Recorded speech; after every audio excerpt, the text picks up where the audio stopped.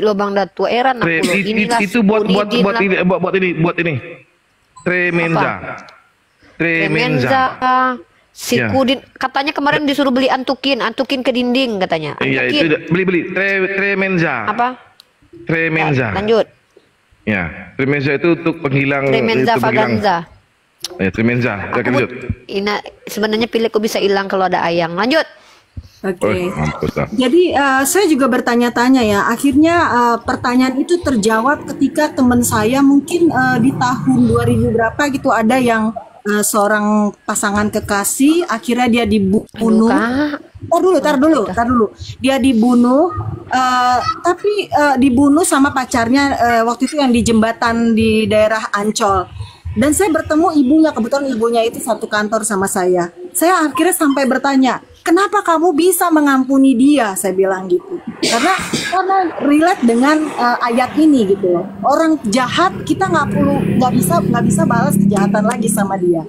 Dia bilang, kalau saya masih memendam kebencian ini sama pembunuh anak saya yang terluka, saya nggak bakal sembuh dari luka itu. Nah, sedangkan anaknya ini anak satu-satunya dan ini real ya, kesaksian ya. Jadi teman-teman bisa kalau pengen kenal orangnya, saya bisa kasih tahu orangnya. Di sini bukan tempatnya kesaksian. Nanti di sini jangan dipotong Pak. Di sini jadi masalahnya tentang sebuah uji data, literasi data. Kalau masalah kesaksian itu saya juga bisa bikin. Di sini kita itu bernarasi, ada datanya. Di sini bukan tempatnya curhat. Bicara, saya menjawab. Kan tadi udah sepakat. Datu jangan potong saya. Tapi kakak jangan jolim lah, jangan seenak-enak kakak yang kita tanya. Bagaimana kakak memahami ayat ini? Malah kakak cerita lah kisah kawan kakak yang pilihan itu. Kan saya bilang pertamanya, Yesus itu sangat pandai beranalogi, sangat pandai bermetafora. Berarti itu analogi ya. Metafora ini saya jelaskan dalam contoh real. Bukan. Aduh kak, yang saya tanya itu ini metafora atau harfiah? Yang saya tanya ini harfiah atau metafora itu aja sih, ribet banget sih kak. Kakak jangan ajarkan, bentar dulu lah bang Tampoe. Kakak ribet kuping kakak harus mau mendengarkan ketika orang lain mau mendengarkan kamu. Saya nggak butuh pendengaran curhatan kakak. Saya nggak potong loh. Kok kakak paksa saya harus dengar curhatan kakak?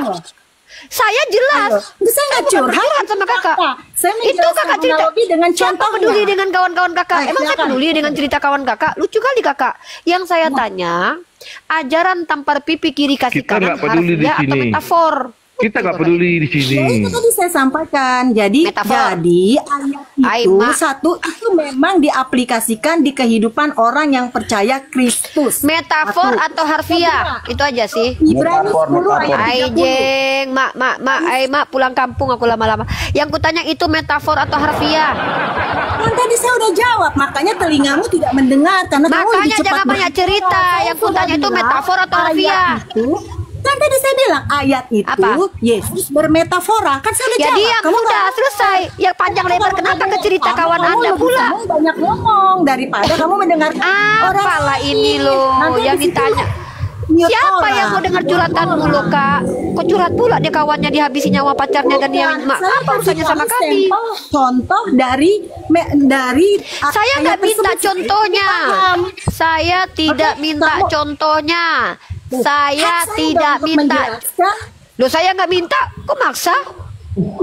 Kan kamu kan, saya kan ada waktu untuk saya menjelaskan, wajar. Saya kan cuma tanya apakah itu harfiah atau metafor. Lucu orang Kristen yang diminta nggak dijawab, giliran yang nggak diminta malah yang nggak minta dijawab, yang dijawab nggak diminta. Apa itu kayak gitulah ya? Aku minta apa artinya itu? Kemudian ada kawanku, dia kemarin begini begitu. Apa urusannya? Yang kutanya itu harfiah atau metafor. Jangan ajarkan aku apa arti metafor dan harfiah. Aku bilang nilai bahasa Indonesia aku 9. Aku bilang metafora itu tidak sebenar-benarnya. Ya, kau telah capek membanting tulang. Bahasa yang dibesar-besarkan. Jadi manisnya. Yang aku jelaskan tentang, aku lagi nggak akan jelaskan kitab siapa-siapa. Aku lagi jelaskan apa sih makna metafor. Bentar dulu lah, orang Kristen ini memang kayak gini lah kelakuannya. Udahlah banyak di komal Islam lagi, kita kasih tempat, kalian pula yang menjajah kami.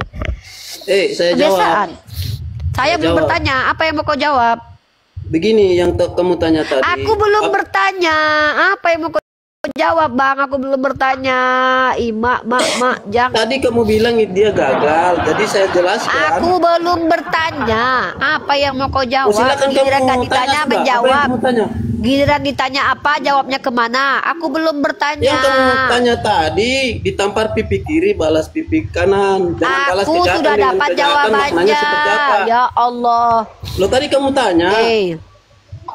Aku belum bertanya sama mulu. Ya. Tanyanya bagaimana? Jadi, macam-macam gitu. ya belum selesai kan aku belum ngomong sama kau. Jangan dulu lah Robin. Ini suka motong kalau orang ngomong, nggak suka aku. Kebiasaan kalian ini. Nah, coba teman-teman tanya ya. sudah apa yang kamu terlalu bertele-tele sudah. Ya makanya kau dengar. Kau bilang pula aku bertele-tele. Itu bertele-tele tuh. Ya diamlah telinga kau dulu. Aku ngomong sama kawan kau yang perempuan tadi. Jangan bertengkar. Turunkan Robin ini, aku nggak suka. Aku nggak suka orang yang suka motong-motong, ngatur-ngatur aku di sini. Turunkan. Jadi gini Tampoe, aku tanya sama kawan perempuanmu tadi. Matius 5 nomor 39 ini ajaran metafor atau harfiah? Nah, sudah Kata kawan kau, iya diamlah kau dulu, kan aku lagi jelaskan. Mana lah Roh Kudus kalian? Kebanyakan kalian aku punya Roh Kudus, roh iblis yang ada motong-motong orang ngomong. Jadi kawan kau yang perempuan itu makan itu dogimu dulu Bang Batera, karungi dulu, bakar dulu, makan dulu itu, guguk-guguk itu, tutup dulu ya. Dalam Matius pasal 5 nomor 39 abang kutampo, kawanmu yang perempuan tadi mengatakan bahwa ini ajaran metafora, bukan ajaran yang sesungguhnya atau harfiah. Ini ajaran ibarat manis-manis buatan, terlihat manis tapi pahit di realitas. Sudah mengartikan. Kenapa kamu sudah mengartikan? Arti metafora apa? Meta artinya apa? Meta pula, meta apa? Metafora. Kau potong-potong antara meta dan fora. Lucunya kau, yang kutanya metafora, kau tanya pula meta sama meta siapa? Meta itu artinya perubahan. Lu tahu? Ya udah apa artinya metafora kalau gitu? Meta, fora artinya apa? Makna yang kamu tanya Vera apa tadi? artinya? Vera apa? Jangan terus ngotot. Kau nanya sama aku meta, terus kutanya fora, kau nggak jawab. Maumu apa sebenarnya ini? Mau kau ajarkan aku bahasa Indonesia di sini? Yang kutanya ini saya jelaskan sama kau, Ibu apa? Rita. Jelaskan arti metafora. Kau tahu tujuannya itu? Aku nggak nanya tujuannya. Apa pula tujuan kau jelaskan? Aku lagi nggak nanya tujuannya. Aku tanya ini ajarannya metafora atau harfiah. Yang titiknya arahnya kemana? Aku mempertanyakan tujuan arahnya kemana? Bukan begitu. Ya mau tuh apa artinya ini? Kayaknya kalian ada gila-gilanya aku tengok. Kamu yang gila. Siapa yang minta? Aku nggak tanya. Nggak ada kamu. Bohong kamu. Heranku. Apa gini kamu semua kalian orang Kristen? Bukan orang Kristen, orang Muslim, orang apa? Kamu sendiri yang aku tanya pintar. Ajaran Matius. Kok malah bisa menerjemahkan itu? Kok kena bahasa Bahasa Kudus kau? Menerjemahkan itu. Udahlah. Apa artinya? Ya udah, apa artinya itu? Saya bilang tujuannya itu, tahu kah enggak? Aku tanya artinya, bukan tujuannya. Gila kau ini. Sudah dibilang metafora loh. Ya apa artinya metafora itu? Yang ku tanya arti metafora. Tahu itu mengubah, tahu? Yang ku tanya artinya metafora, Bambang Cayono Kulup. Kamu menurutmu apa? Hei, Mak, bilang tadi metafora ini adalah bahasa yang dibesar-besarkan. Tahu kau? Kamu ini munafik kok munafik? Bohong kau. Apa kaitannya munafik? Stres kau. Kok kenapa gini kamu kau, sendiri Bang? yang memilih? Kenapa kamu sendiri memilih metafora kah atau apa kah? Kenapa kamu sendiri tujuannya artinya apa gitu loh? Jangan kamu tentukan itu metafora kah atau seperti lu. Aku pula yang menentukan metafora, yang bilang metafora itu kawan kau. Metafora kah? Kau salah. Apa ini? Kau cuma belajar tapi kau nggak pintar. Ada apa? Kebanyakan utang pinjol ku tengok kalian ini loh ya. Ya, buat yang Kristen yang di bawah silakan naik ya, silakan naik. Aku bilang, kawan kau yang bilang itu metafora. Kenapa kalian nggak pernah imunisasi kalian dulu kayaknya? Kok bisa kayak gitu ya? Astagfirullah. Nona ini Kristen ya? Nona Kristen ya? Nona? Iya, Kristen. Ya. Nonem, silakan Nonem. Dengar ya. Kata perempuan tadi, ajaran tampar pipi kiri kasih kanan itu metafor. Metafora ya, bukan harfiah. Ya, ajaran yang terdengar manis tapi nggak bisa dilakukan karena itu nggak harfiah. Implementasinya nggak harfiah. tapi terdengar manis, bukan? Tapi nggak gitu ajarannya, karena itu metafor. Contoh kayak gini. Aku telah capek bang membanting tulang. Dibesar-besarkan bahasanya. Ya, padahal aslinya ketika dia bekerja betul-betul banting tulang nggak? Tidak, tulangnya nggak dibanting. Jadi ini ajaran metafora, bukan ajaran asli. Jadi ajaran kasih dalam Kristen itu ajaran metafora. Itu.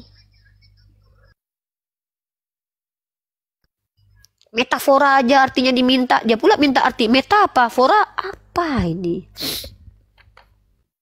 Ya, apa yang kutunggu penjelasannya? Yang kutanya ayam yang dijelaskan bebek. Mau kutunggu itu. Aku tanya apa arti metafora? Tujuannya adalah apa arti metafora? Tujuannya adalah ngapain aku bersabar mendengar? Tadi lagi kutanya, ini ajaran harfiah atau metafora? Itu metafora. Contoh, kawanku kemarin dihabisi sama pacarnya. Apa? Aku nggak minta penjelasan lanjutan. Yang kutanya itu metafora atau harfiah. Aku harus tunggu jawaban orang-orang yang nggak jelas. Ngapain? Buang waktu. Orang nggak minta kok penjelasannya. Aku nggak minta bagaimana kalian memahami ayat itu loh. Aku tanya itu memahaminya pakai metafora atau harfiah. Kok susah kali diskusi sama kalian nih. Lanjut. Gimana Bu? Apa yang mau didiskusiin Bu? Anda gimana dengan Anda? Dalam ayat Matius pasal kelima nomor 39, apabila ditampar pipi kiri kasih kanan, itu bukan ajaran sesungguhnya, itu metafora. Sepakat nggak?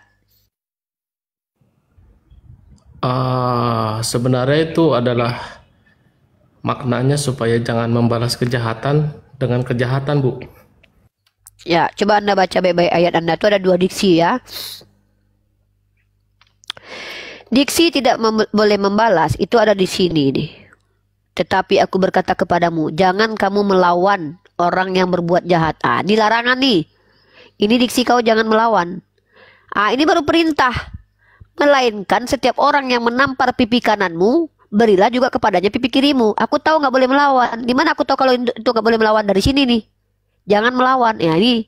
Yang ku minta pertanggungjawaban kalian adalah, melainkan siapa yang menampar pipi kiri, berilah pipi kanan. Itu yang kutanya. Kalau jangan melawan udah ada nih janganlah kamu melawan. Ini gak usah kau jelaskan. Ini ada nih tertulis nih Jangan kamu melawan orang yang jahat. Nih yang kutanya diksi selanjutnya.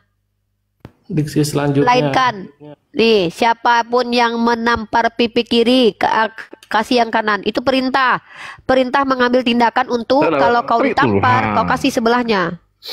Jadi itu artinya ketika seseorang berbuat jahat, pasti dia pengen jahat terus. Jadi kalau dia udah hajar pipi kiri, dia masih meminta pipi kanan, kasih aja tuh, biar dia puas ya. Jadi kata si Nona, kalau si Nona ini mengatakan, kalau kalian ketemu sama penjahat, wahai orang Kristen, dengarkan baik-baik penginjilan dari saudara kalian Nona ini. Kalau kalian ketemu orang jahat, kalau ditampar pipi kalian sebelahnya, belum juga puas penjahatnya, kasih yang sebelah. Itu bukan metafora, tapi harfiah. Lakukan itu. Jadi ada dua jawaban nih kawan-kawan. Yang satu metafor, yaitu ajaran yang tidak betul ya. Ajaran yang seolah-olah terdengar indah tapi sulit diimplementasi. Kalau sinonim, memahaminya Bu. Lah, itu kok aku bantu untuk gimana ini? Kok kalian suka sekali membantah argumen kalian sendiri? Maksudnya itu konteksnya supaya tidak menebar kebencian. Menebar kebencian beda dengan melawan kejahatan. Nih menebar kebencian itu gini ya.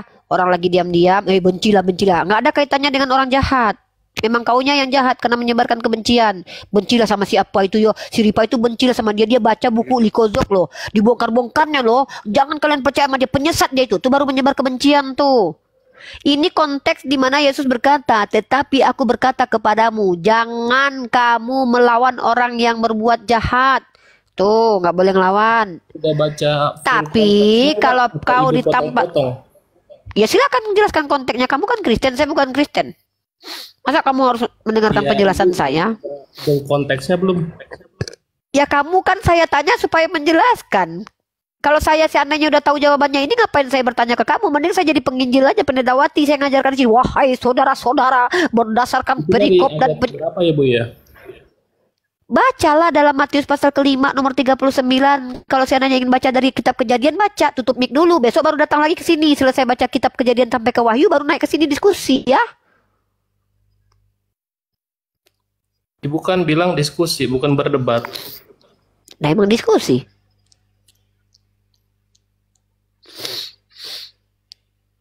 Udah baca dulu kitabmu ya, baru jawab. Jadi gitu teman-teman ya, di antara mereka saja itu ada dua jawaban. Yang satu mengatakan harfiah, yang satu mengatakan metafora. Ketika ditanya metafora artinya apa, mereka menjawab, ya saudaraku pernah ada kemarin itu, mereka dihabisi nyawanya, lalu dia memaafkan dan bla bla. Apa gunanya buat aku? Baca sampai full belum? Sampai ke ayat 44. Kau yang jelaskan, oi mak, kau tanya pula aku udah baca Bible atau enggak? Yang kayak begini menyebar kebencian, makanya kalau saya ikut marah. Kau yang menyebarkan kebencian, giliran aku nggak menyebarkan kebencian, kau bilang aku menyebarkan kebencian. Giliran ku tanya kau nggak mau menjawab, giliran aku menjelaskan kau nggak terima, mau apa? Coba ibu baca. Aku menjelaskan kitab kau nggak terima. Ku tanya kau sama kau, nggak mau kau jelaskan. Giliran aku diam minta kau yang baca, aku bilang aku menyebar kebencian. Apa mau kau? Jadi Kristen aku itu mau kau? Enggak bisa bu. Yang lebih baik aku masuk angin daripada masuk Kristen. Iyalah Tuhan kok pilih-pilih. Ya iya, kalau makanya aku nggak jadi Kristen. Karena memang Yesus mengatakan dalam kitab kau, kalau kau perhatikan kitab kau, kata Yesus ya, Markus pasal 2 nomor 17. Yesus mendengarnya dan berkata kepada mereka, bukan orang sehat yang memerlukan tabib, tapi orang sakit. Aku datang bukan untuk memanggil orang benar, melainkan orang berdosa. Kau dipilih karena kau berdosa. Aku benar, makanya nggak dipilih. Makanya agama kau itu agama yang berbuat baik kepada Tuhan kau hanya berbuat baik kepada orang-orang pendosa. Makanya aku nggak pernah dipilih Yesus karena aku bukan pendosa kayak kalian. Itu kata Tuhan kau tuh. Tuhan kau datang untuk pendosa bukan untuk orang benar.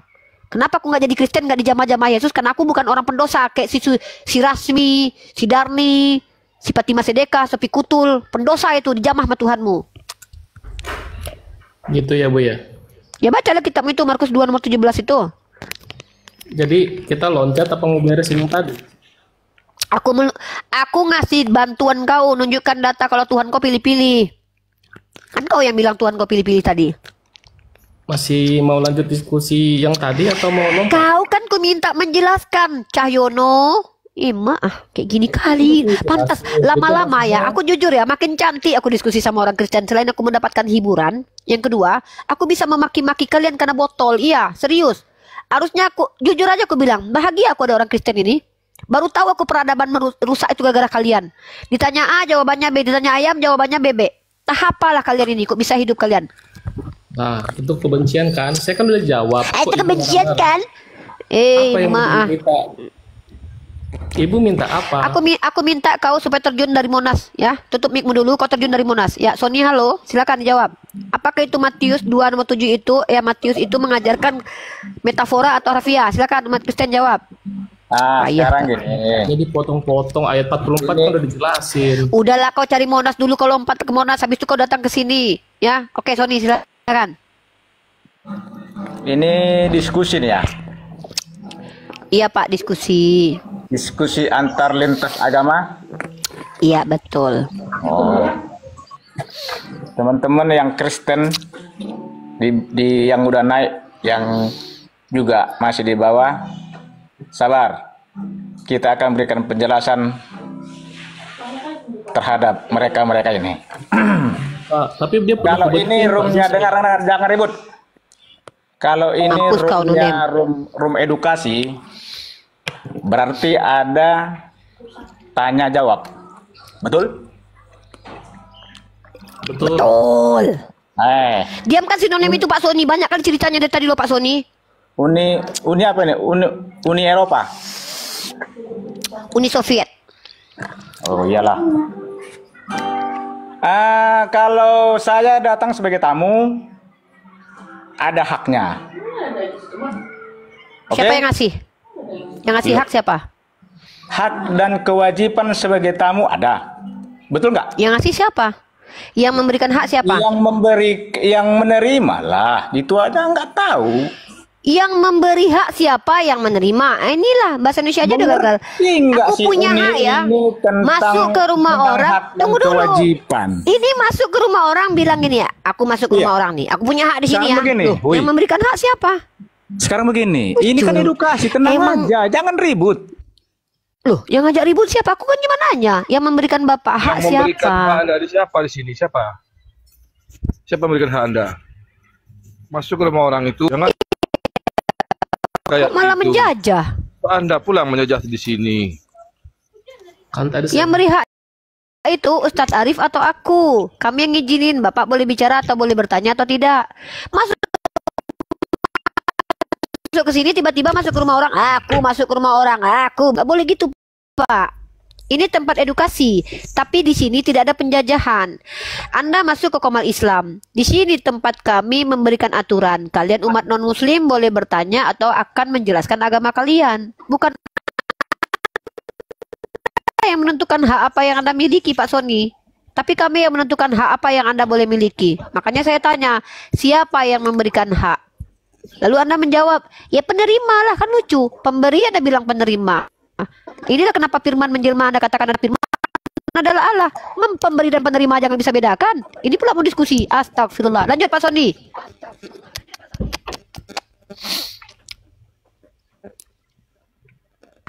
Saya hak Anda, silakan open mic.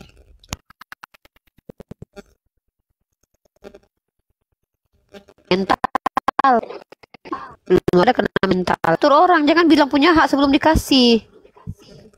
Ya? Ngelek aku? Enggak. Ya? Enggak, Pak Sony enggak. buka mic-nya Pak Sony. Ya, kita di sini ada namanya kita hormati tamu, kita berikan 2 waktu. Untuk Anda ketahui ada 3 slot kami sediakan. Itu 3 slot itu tidak boleh Islam itu. Kalau ada Islam saya depak, saya tendang. Karena apa? Karena di sini kita berikan keadilan buat Kristen. Gitu. Ini si Uni Aritonang aja. Jangan buah-buah punya ada Kamu apa enggak? Aku pemilik Komal ini.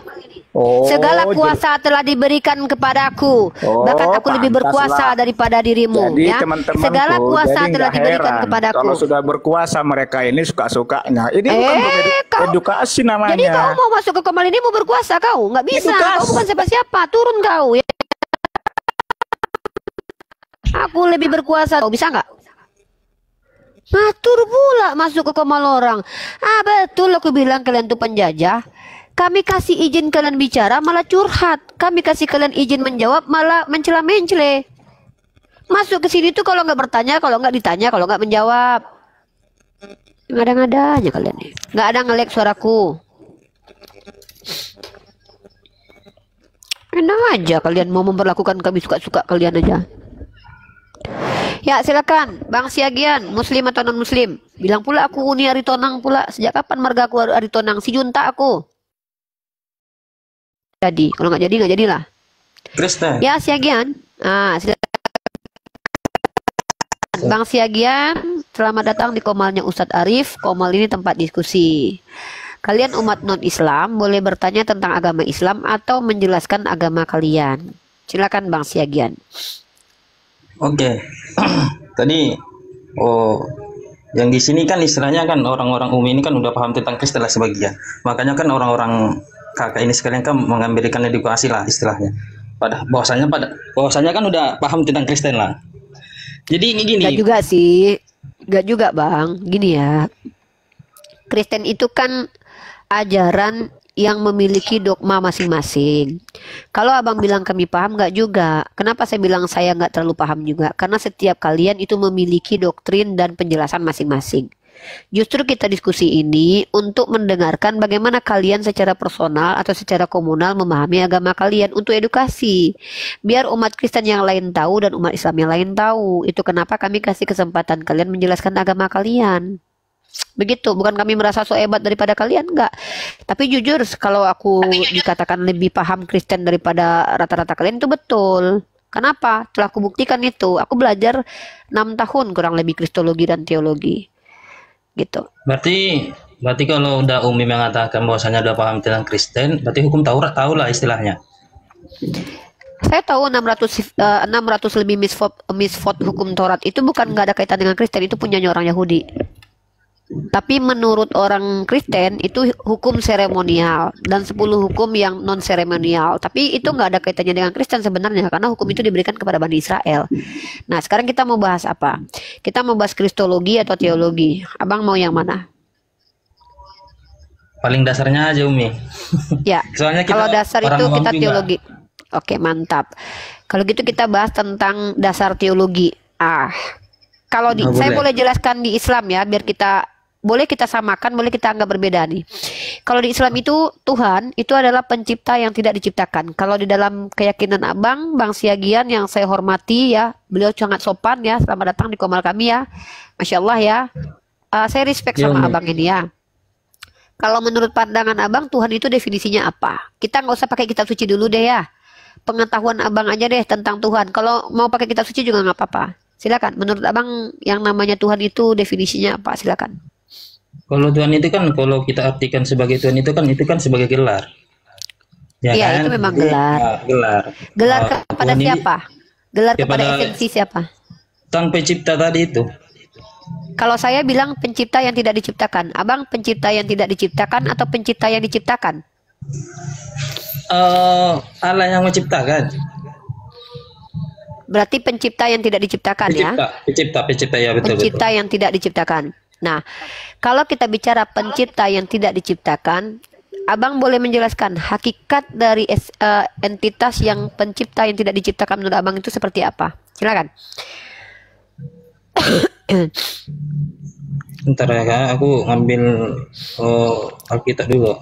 Atau dari saya dulu deh, dari saya ya. Boleh. Islam. Boleh. Saya bawakan dalilnya ya. Di Islam itu Allah itu laisa kamitslihi syai'un. Allah itu tidak semisal dengan makhluk.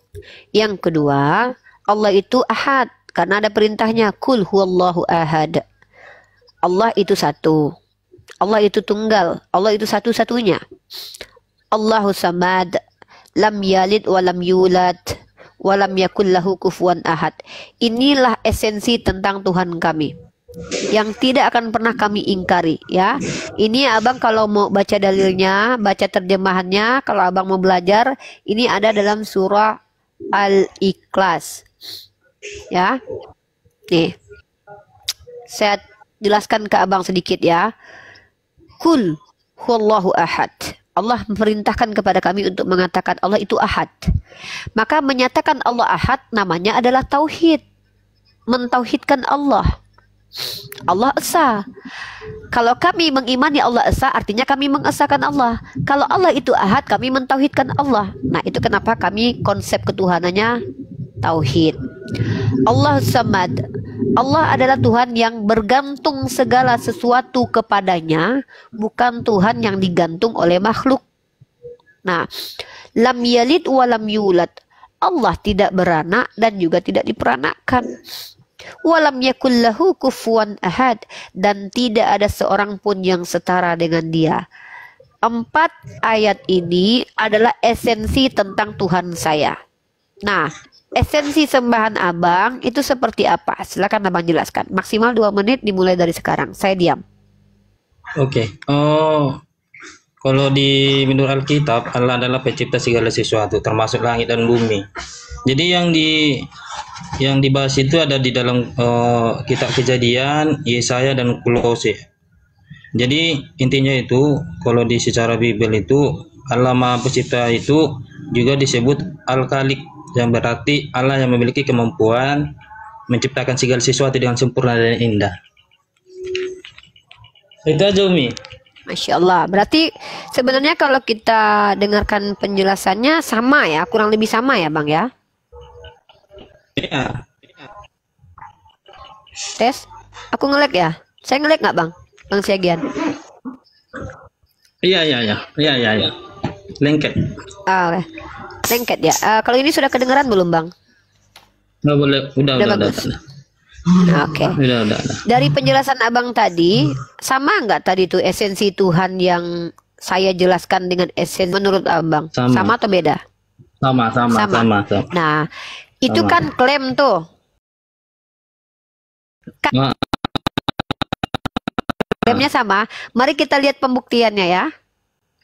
Boleh, karena biasanya Kenapa sesuatu dikatakan salah? Karena ketika diklaim tidak sesuai realitas, tidak sesuai dengan implementasi. Oh, boleh. Nah, kalau saya ditanya, satu, mana dia yang satu itu? Allah. Apa maksudnya satu itu? Satu-satunya. Tidak ada penjelasan yang lain.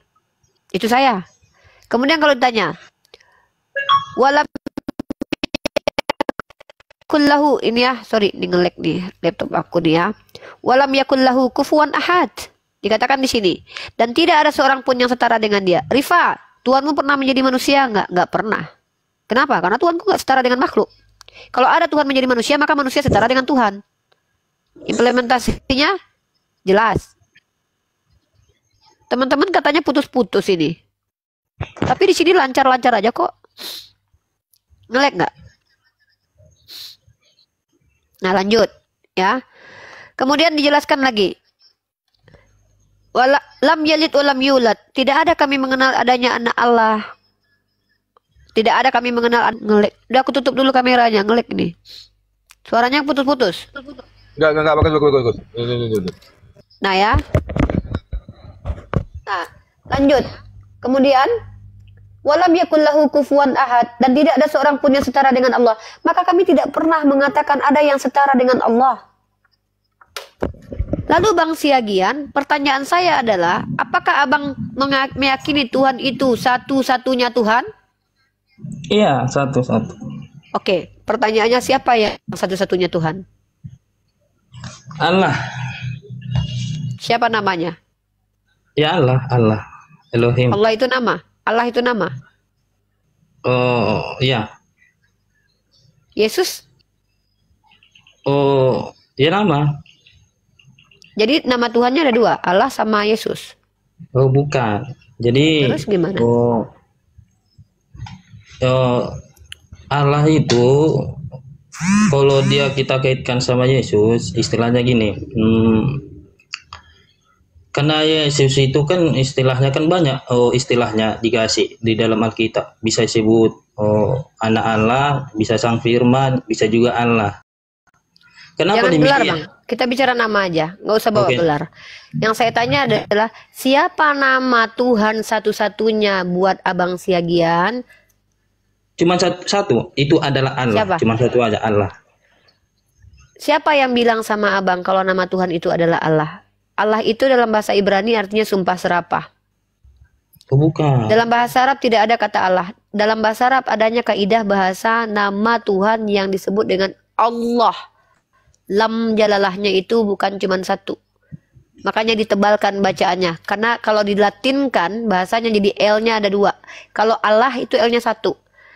Allah itu nama Tuhannya umat Islam. Secara akademik itu diterima. Dan ada datanya. Dari kamus manapun Anda cari, itu Allah adalah nama Tuhannya umat Islam. Kitab Anda itu berbahasa Yunani, yang perjanjian baru. Yang bahasa perjanjian lamanya berbahasa bahasa yang perjanjian baru berbahasa Yunani, tidak ada kata Allah. Tidak ada istilah kata Allah dalam bahasa Yunani. Tidak ada kata Allah dalam bahasa Ibrani yang untuk Tuhan. Yang ada adalah Elohim, Eloah, Alaha. Kalau kata Allah dalam bahasa Ibrani artinya adalah sumpah serapah. Maka dari mana kata Allah itu, Bang?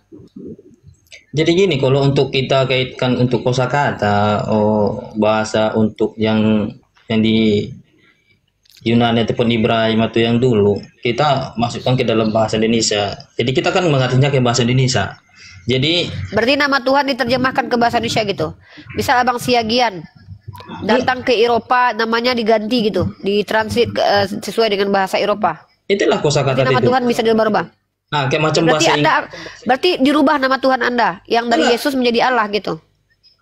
Enggak, tetap juga Allah. Allah. Tapi kan kayak macam bahasa Inggris kayak bahasa Indonesia. Oke. Saya kayaknya harus kasih Abang pengetahuan aja ya. Abang salah kaprah. Kata Allah itu adalah nama Tuhannya umat Islam. Tidak ada satupun kitab suci di dunia ini yang memuat nama Tuhan menjadi yang adalah Allah kecuali Al-Qur'an. Itu literasi. Kalau untuk masalah perkataan untuk Allah, sebelum pun ada Islam, Kristen Kristen di Arab pun udah memakai Allah. Siapa tokoh Kristen Arab yang menggunakan Siapa? nama Tuhan untuk Allah? Tunjuk Siapa? datanya. Bentar. Sebelum Islam itu ada di Arab itu kan dulu Arab kuno itu udah ada agama Kristen. Makanya dulu Tolong carikan saya literasi sebelum Al-Quran pakai kata Allah. Tunjukkan. Tunjukkan saya. Tunjukkan. Bentar ya, Pak.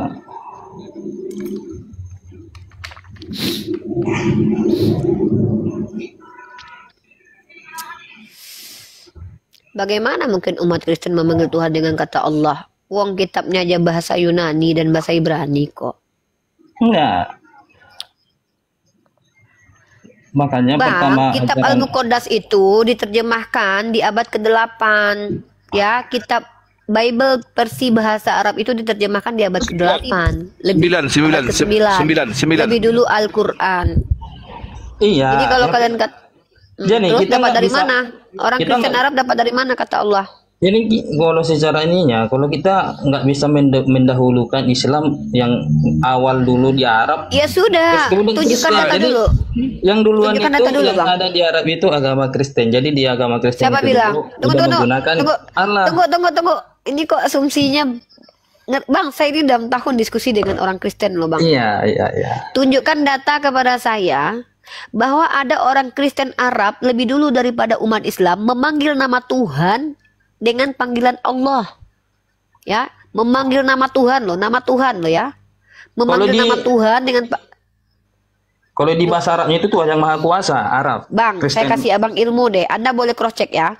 Oh, Anda boleh boleh. cross check data. Orang Kristen Arab, kalaupun mereka memanggil Allah, mereka tidak mengatakan Allah itu sebagai generic name. Mm-mm. Allah itu adalah nama zat wajibal wujud. Ya. Itu secara akademik tak terbantahkan. Mau ke kamus manapun, kamus Al-Munjid, kamus Oxford, kamus Cambridge. Allah adalah proper name. Ilah itu generic name.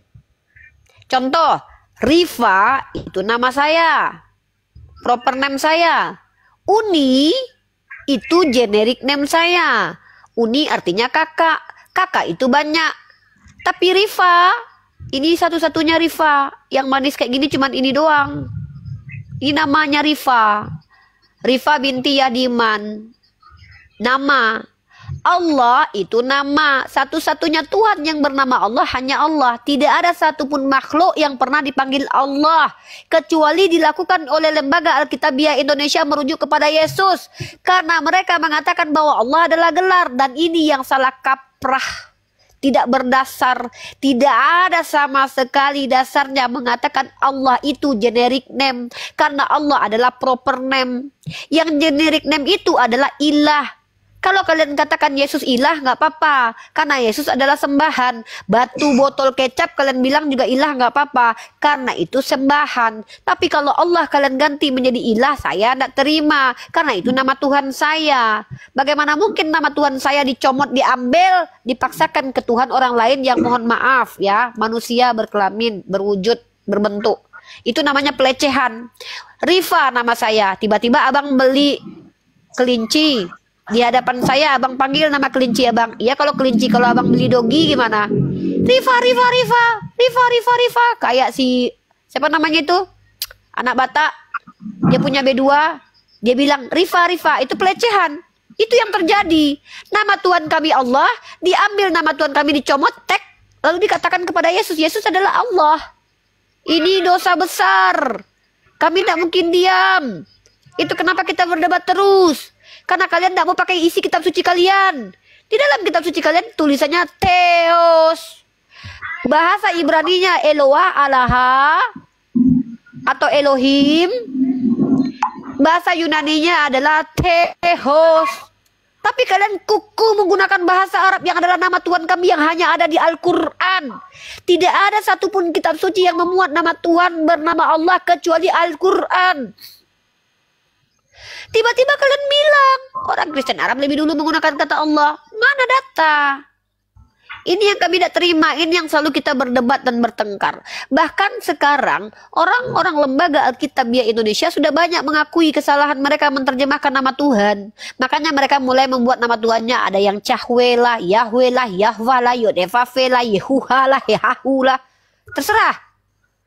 Karena memang tidak ada kata Allah dalam kitab kalian, braderku, saudaraku. Tapi saya tidak perlu marah sama kalian karena kalian tidak tahu.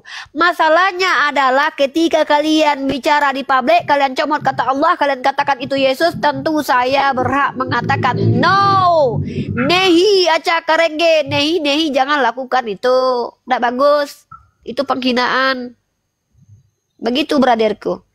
Tapi kalau Anda mengatakan pemilik langit dan bumi ini saya akui namanya Allah, saya tidak berhak marah karena itu fakta. Yang saya tidak terima adalah memberi nama roh-roh yang tidak tahu apakah itu roh hantu belau, pneuma itu dengan sebutan Allah. Pneuma dikatakan Allah, aku tidak terima. Anak manusia bernama anak Maria bernama Yesus dikatakan Allah, aku tidak terima. Tapi kalau Anda katakan yang mengutus Yesus adalah Allah, yang mengutus Roh Kudus adalah Allah, exactly that what I mean, I agree with you my brother, it's okay. Gitu, abangku. Iya, Mi. Jadi kalau untuk mengenai kosakataku masih kurang lah karena ribet lah jadinya Umi. Ribet kali. Jadi gini. Kalau sebagai pandangan begini Mi, kita yang aku tahu ini kan pemahaman yang aku buat.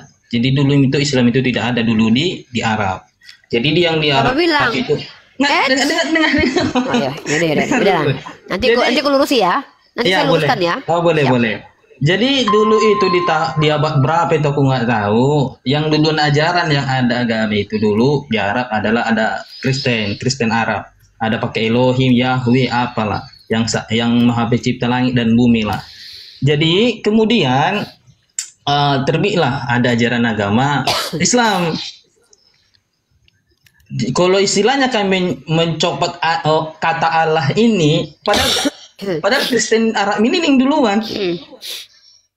Kan nggak mungkin kami mencopot bahwasanya kata Allah ini dari abad ke mana datanya Bang? Mana datanya mana? Iya, kalau masalah data apa gimana ya? Aku lupa di mana itu. Tidak ada satupun data pemakaian kata Allah dalam manuskrip sebelum. Tulis banget Bang Datua.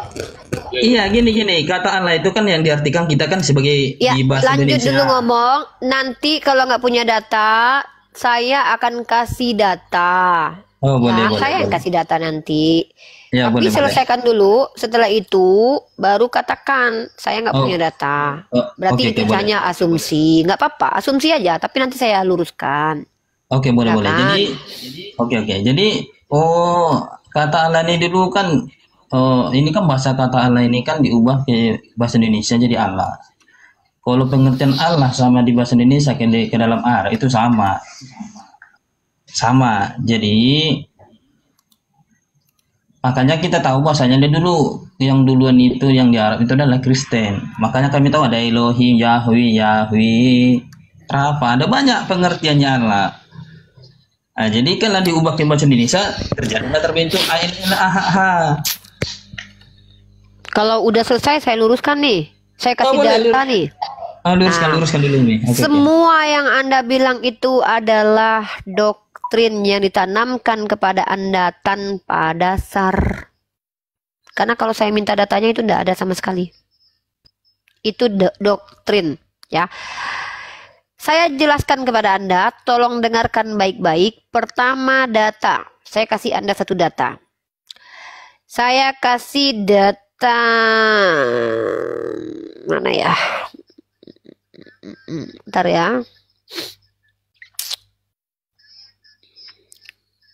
Bentar. Mana ini dataku? Nanti hilang dataku, bentar ya. Ensiklopedia. Oh, bukan ini. Ini dulu nih. Bentar. Saya bantah dulu satu hal ya. Anda mengatakan bahwa Islam itu belum ada setelah Kristen. Ini saya jelaskan. Kristen adalah istilah untuk pengikut Paulus dan Barnabas di Antioquia yang mengklaim pengikut Yesus. Saya ulangi sekali lagi. Kristen adalah agama yang dibentuk oleh Paulus dan Barnabas di Antioquia yang mengklaim pengikut Yesus. Itu Kristen. Islam secara esensi adalah agama para nabi-nabi yang diutus oleh Allah Subhanahu wa taala, karena esensinya artinya adalah tunduk dan patuh kepada Allah Azza wa Jalla. Maka Islam itu sudah dibawa oleh nabi sebelum Nabi Muhammad. Siapa yang membawa salah satunya? Nabi Ibrahim alaihissalam. Datanya mana? Ini datanya. Nanti saya jelaskan dulu ya, pelan-pelan.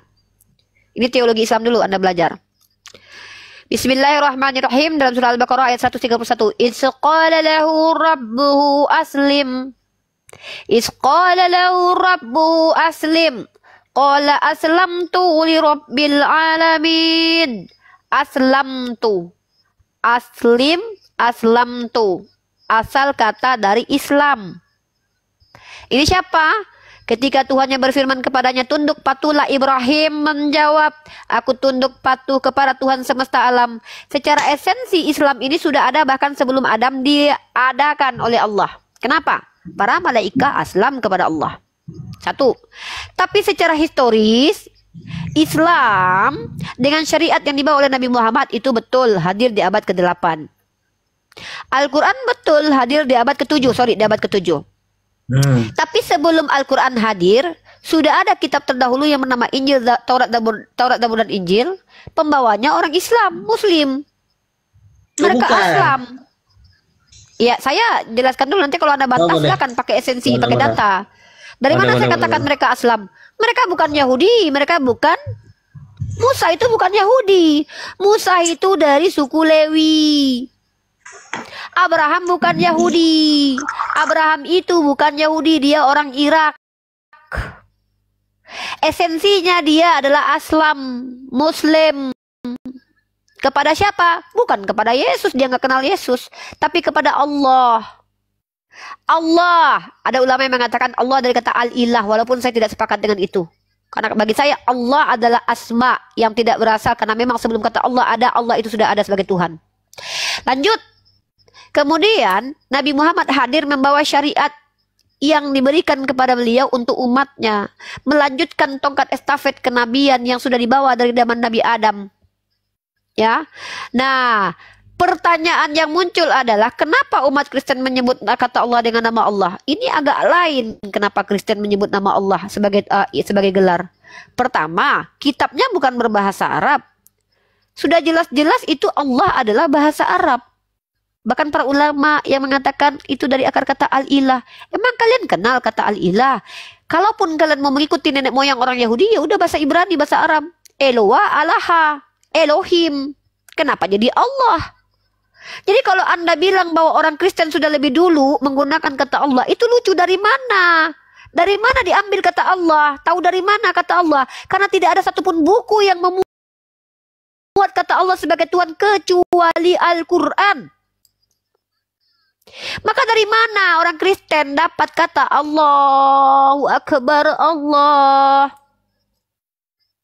Kalau kalian bilang kalau Isa menyebut kata Allah, saya sepakat. Iya, wajar dia tahu. Kenapa? Karena memang dia diutus oleh Allah. Nggak mungkin dia memanggil Tuhannya dengan Yahweh. Karena kata Yahweh itu bahkan nama dewa pagan, dewa Zeus, dari kata Yahweh. Jadi kalau dikatakan, oh kalau orang Nasrani mengikuti kata Allah karena Musa, oke, saya percaya. Datanya apa? Literasi saya mengatakan bahwa para nabi itu aslam. Yang saya lucu adalah ketika kalian mengklaim orang Kristen lebih dulu menggunakan kata Allah, itu dapat dari mana? Dapat dari mana? Kitabnya bahasa Yunani, isinya di dalam Theos. Kitabnya bahasa Ibrani, dalamnya kata Elohim. Yohevave. Bahkan inskripsi Ummul Jimal yang saya cari dan saya belum bertemu, ya. Nah, mana dia nggak ketemu dia. Hilang datanya. Itu tidak ada kata Allah, tapi al-ilahu. Nggak ada kata Allah, al-ilahu. Ilahu. Dari kata ilah. Itu baru generic name, nggak apa-apa. Ah, ini Ummul Jimal nih. Dumat jandal inskripsi pra-Islam. Nah, ini saya tunjukkan data. Nih, saya pakai data.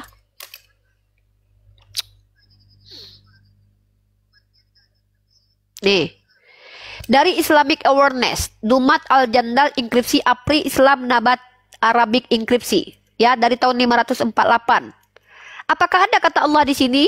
Mana kata Allah di sini? Yang ada Al-Ilahu, Al-Ilah. Jangan kalian bilang ini Allah.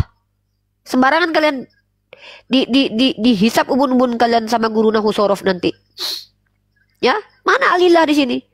Nah, memang pada abad ke-9 ada upaya, ya nggak tahu lah, untuk menyamakan lah, apalah, nggak ngerti lah saya ya.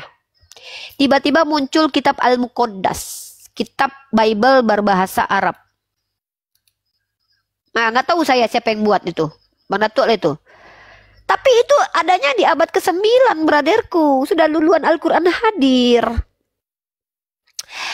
Jadi LAI menerjemahkan kata Allah ke dalam kitab kalian itu tidak berdasar. Makanya jadi polemik di Malaysia dan di Indonesia. Kalau kalian pakai kata Allah untuk Tuhan Rabbul Alamin, saya setuju, sepakat, silakan, tidak apa-apa, apapun agama kalian. Kejawen kalian, andai kalian orang kejawen tapi kalian bilang Rabbul Alamin adalah Allah, good. Tapi ketika kalian katakan Allah itu adalah gelar Tuhan, wah, nggak bisa. Tidak ada satupun ranah akademik, bahkan penulis kitab Al-Munjid, seorang Kristen Katolik bernama Louis Ma'aluf, juga mengakui bahwa Allah Ismul Zat Wajibal Wujud, ya, nama Tuhan yang wajib ada. Maka ketika Anda katakan orang Kristen lebih dulu menggunakan kata Allah, itu datanya di mana? Lanjut Bang Datuk, aku mau ke toilet. Kencing dari tadi nggak jadi-jadi nih. Lanjut Bang Datuk. Lagi bawa mobil. Arif dulu, lanjut, mau pipis. Boleh ditunggu dari kamar mandi. Ya, jadi begini loh Bang. Ini si Agian ini adikku nih. Horas Prak. Iya. Warga apa Bang? Si Tonga abangmu nih. Jadi Bang Ubi pun ada di sini ya. Jadi gini, si Agian dia do. Sambalige. Sambalige do. Itu ada. Oh, tahu ya, seru pada kita, harus yang teruntung. Ya, gimana Prak? Ya diskusi santai ya kita ya.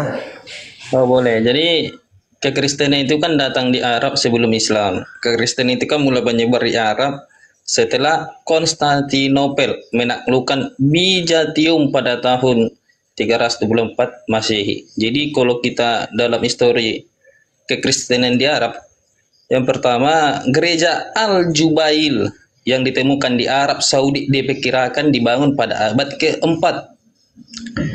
Beberapa suku Arab juga seperti Bani Tahlib dan Banu Tamim memeluk agama Kristen.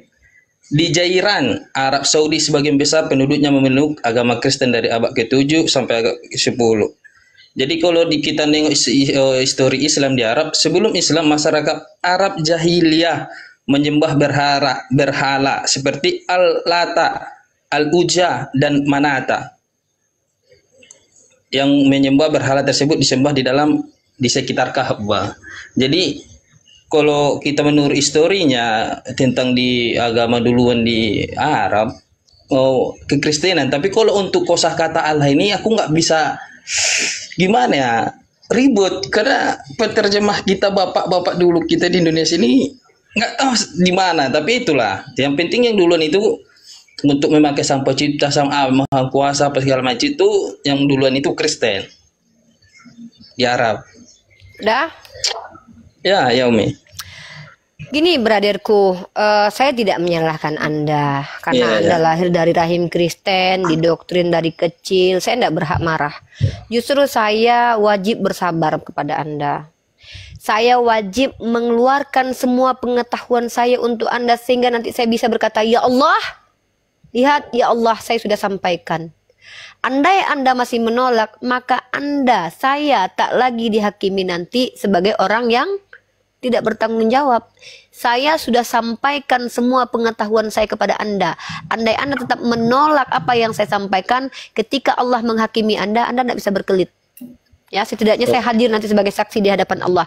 Si Agian ini bandel ya Allah, udah aku kasih tahu, tetap juga ngeyel. Jadi wajar dia masuk neraka jahanam ya. Saksikan ya Robbi, saya sampaikan apa yang disampaikan oleh Rasulku kepada kami. Baik, saya jelaskan.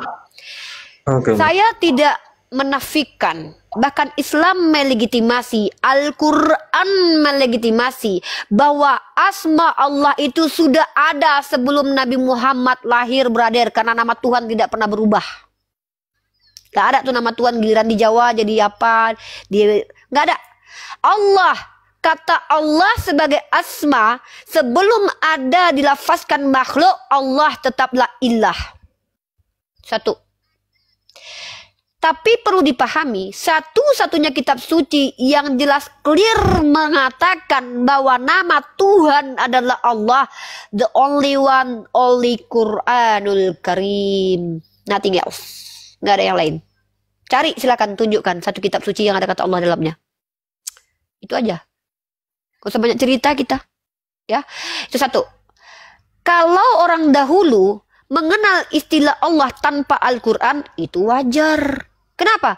Karena sebelum Nabi Muhammad hadir, Ismail sudah ada di Arab. Mereka mengikuti milah Abraham. Tapi mengapa mereka menyembah Al-Lata, Al-Manat, Al-Uzza? Karena mereka menyekutukan Tuhan. Sama seperti kalian mengaku pencipta langit bumi Allah, tapi menyembah Allah yang anak, Allah Roh Kudus, bla bla bla. Itu namanya syirik.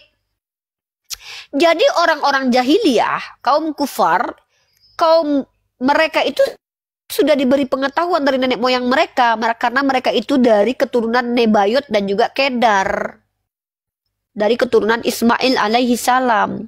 Karena dalam Al-Quran diberitahukan pendiri Ka'bah itu adalah Abraham dan putranya Ismail alaihi salam.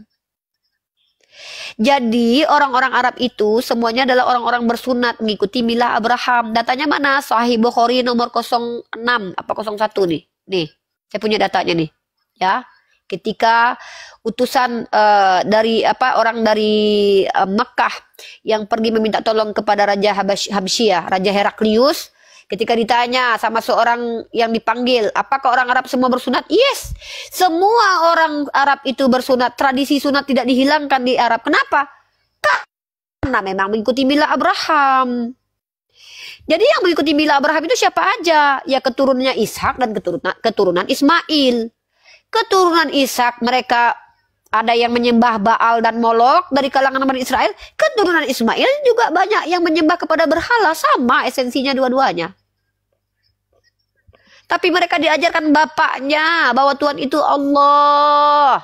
Jadi kalau seandainya orang kafir Quraisy kenal dengan Allah itu wajar. Karena memang nenek moyangnya sudah diperkenalkan siapa Allah.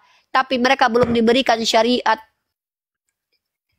Jadi waktu kekosongan para nabi di Arab itu, ya, mereka semua sebenarnya adalah orang, ada yang hanif, ada yang tetap pada pendirian ajaran Nabi Ibrahim. Salah satunya siapa? Waraqah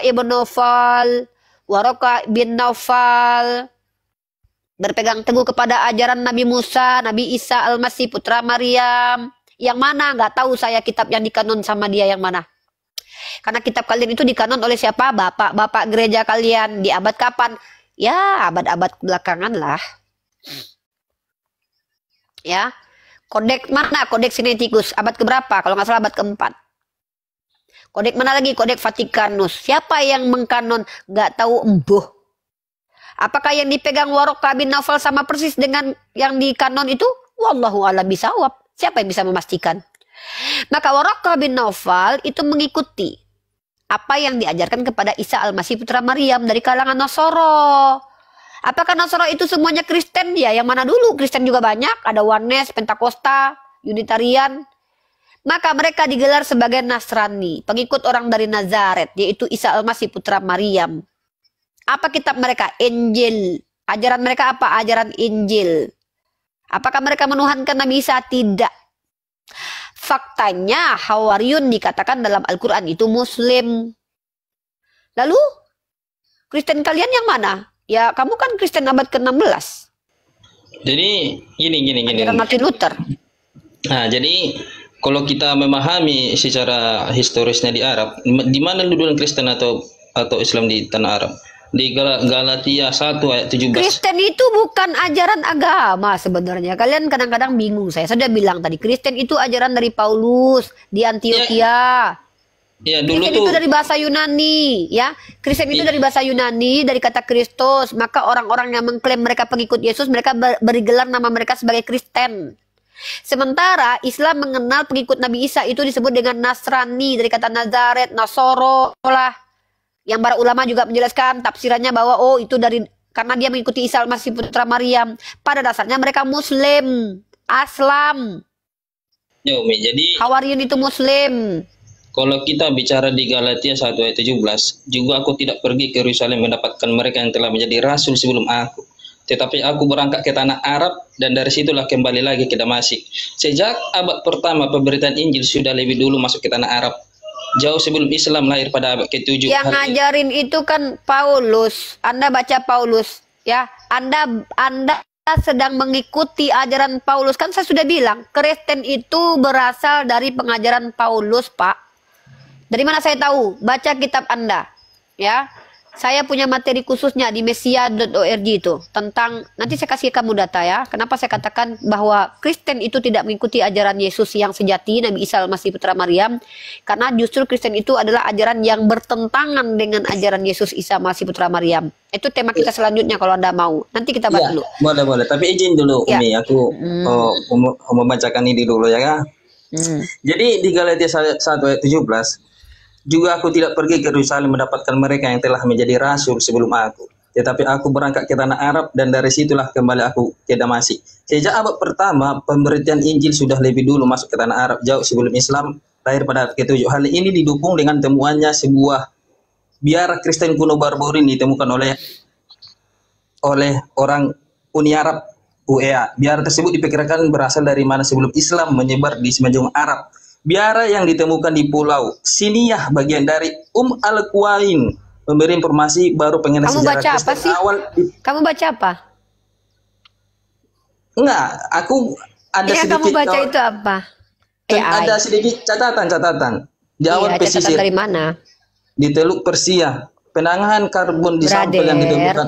Izinkan saya tahu yang kamu baca itu apa. Masa saya nggak boleh tahu dengan sumber literasi kamu sih? Saya tadi tunjukkan data jelas-jelas dari Islam Awareness. Saya pengen tahu kamu tuh dapat info dari mana gitu loh. Saya kan nggak mungkin terima-terima gitu aja informasi dari Anda. Saya juga ingin mengkritisi informasinya. Jangan itu dusta. Dari mana itu? Dari gereja pertama di Arab. Gereja. Aduh, gini loh. Saya tanya itu, apakah itu artikel, buku atau apa, braderku? Artikel. Artikelnya ditulis sama siapa? Di gereja pertama di Al-Jubail, gereja Al-Jubail tentang gereja pertama. Artikelnya itu nih, kalau mau tahu artikel tuh gini loh. Ada materi nabi palsu, bahwa Paulus adalah nabi palsu. Artikelnya apa? Artikelnya adalah mesiah.org. Ini dia, nih dari mesiah.org. Siapa penulisnya? Ini orangnya cantik manis nih, orangnya jualan tas ini orangnya nih. Cantik kan orangnya kan? Nah, ini orangnya yang nulis nih. Cantik dia, manis dia namanya. Siapa dia? Mau tahu siapa penulisnya lagi? Ini dia dengan motonya nih. Nih. Jelas di sini penulisnya nih. Siapa dia penulisnya? Ini ya. Siapakah penulis yang menulis mesiah.org ini? Ada dia cantik kali dia orangnya. Itu yang disebut dengan informasi, data sumber informasi ya. Nih. Siapa penulis ini? Kalian bisa tahu. Kalian tengok mukanya yang manis ini, nggak ada lagi yang manis di seluruh dunia ini kecuali dia. Ini dia nih cantik orangnya nih. Siapa namanya? Namanya Uni Rifa. Apa motonya? Uni adalah uni yang takkan berubah menjadi ubi. Itu moto dia tuh. Jadi jelas kalian siapa penulisnya kan? Yang saya tanya adalah penulis artikelmu dan artikelnya apa? Cintaku, adekku, sayangku, yang paling ganteng seluruh alam semesta, kata mamanya. jadi di sini kalau aku kan ini aku pernah belajar dari pendeta. Jadi nggak juga jawablah dulu pertanyaan tante tanya itu anak dapat dari mana nak? Asal usul ini tante ini dulu kan diceritain sama tante tanya itu anak baca apa AI kah? Dari Wikipedia. Dari Wikipedia Gereja Dari Al-Jumaiyah. tadi lah bilang. Wikipedia rupanya. Jadi gini anakku ya, anakku yang paling ganteng di seluruh alam semesta kata mamanya. Wikipedia itu salah satu situs yang tidak kredibel. Kenapa? Itu bisa diedit. Kalau situs Tante kayak mana? Situs Tante nggak bisa kau edit. Kau coba sudah edit situs Tante nih. Jangan macam-macam kau bisa edit nih. Harus jadi autor dulu bisa edit. Nah, kau klik ini. Kalau nggak masuk, kau nggak bisa kau. Copy aja kau nggak bisa. Alert content is. Tengok nih. Ajaib nih punya Tante nih ya. Wikipedia bisa kau edit. Nah, ini nggak bisa diedit. Nggak boleh sembarangan orang nulis. Kecuali orangnya manis kayak aku. Baru boleh. Ya. Nggak bisa. Nggak suka-suka bapak moyangnya nulis-nulis di artikelku itu. Kecuali orang yang memang sudah diseleksi alam. Ya minimal manis lah. Ganteng. Kalau nggak bersyahadat. Berilmu lagi. Kalau di Wikipedia itu Cahyono bisa nulis. Setelah ditulis Cahyono diganti sama si Miun. Si Miun datang kawannya lagi. Diganti lagi sama dia. Suka-suka bapak moyangnya. Jadi nggak kredibel adekku. Ya. Adekku yang paling ganteng kata mamanya. Dengar ya, dalam ranah akademis, informasi yang diberikan dan disajikan itu, kredibilitas penulis harus dipertanggungjawabkan. Siapa dia? Yang kedua, kredibilitas sumbernya itu harus dipertanyakan. Dari mana dapatnya? Itu baru namanya adalah diskusi akademik. Kalau pakai Wikipedia, mending kita pakai congortologi. Nggak usah pakai data kita. Baku hantam kita pakai ludah, yuk. Kata nenek moyangku, kata si Ewe tadi. Nenek moyangku yang bilang sejarah Batak nggak kayak gitu katanya. Apa itu si Oli Kocok? Nggak betul si Oli Kocok katanya. Si Ewe tadi bilang. Nenek moyangku yang betul, si Oli Kocok itu nggak betul. Nenek moyangku yang betul. Aku kan tinggal di tanah Batak ini katanya. Itu nggak ada gunanya adekku. Itu namanya kita nggak diskusi. Itu namanya kita lagi main congortologian. Dan Uni nggak suka.